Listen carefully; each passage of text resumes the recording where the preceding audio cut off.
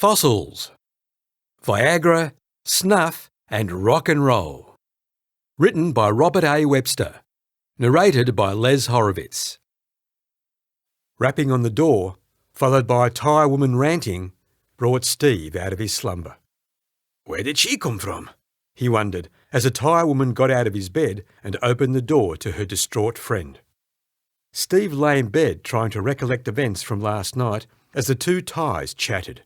The last thing he remembered was going to another go-go bar and dancing around chrome poles on the stage. Oh yes, he thought. I'm convincing Charles and Wayne to take a Thai dancer, telling him what happened in Thailand stayed in Thailand. He smiled as he remembered later that a wankered Charles and Wayne succumbed. He chuckled before the Thai woman, looking terrified, came over and with her voice quaking, said, "We have big problem." She grabbed her overnight bag. "Your friend, he die." "What?" Steve spluttered. "Your friend, he die," repeated the woman. "Which friend?" asked Steve, not remembering who had taken the distraught woman. He put on his boxer shorts and the woman pointed to Wayne's room before she knocked on Charles' door.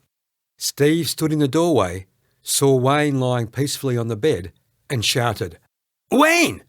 Wayne never moved, so Steve went over and touched his skin, which felt cold. "Oh no!"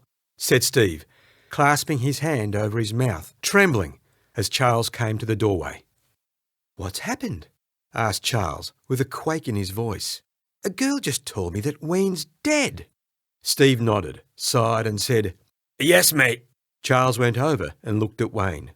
"What's the matter with Wayne?" Elvin asked, rushing into the room. "A Thai woman just told me he's dead." Elvin caught his breath and looked at the solemn faces of Charles and Steve stood over Wayne. Feeling numb, he walked over to join them, gasped and said, "Wayne, wake up, mate." "He can't hear you, Elvin. He's gone," said Charles, and put his hand on Elvin's shoulder. The Thai girls rushed past the doorway, making a hasty exit from the hotel. Elvin trembled and asked, "What do we do?" Charles sighed and said, "We better tell the reception. They will know. Then I suppose we must inform the Canadian embassy," said Charles, staring down at Wayne. "It looked like he passed away peacefully," said Elvin, leaning over Wayne. "Yeah, good old Wayne. What a way to go. Quick and on the job," said Steve, and smiled. "He always said that he had no family in Canada now, so I don't know where they will send his body." Steve looked at Charles. "Where is family, Nobby?" "He's coming home with us," he said. "Too right," said Elvin, and looked down at Wayne. "Goodbye, old friend."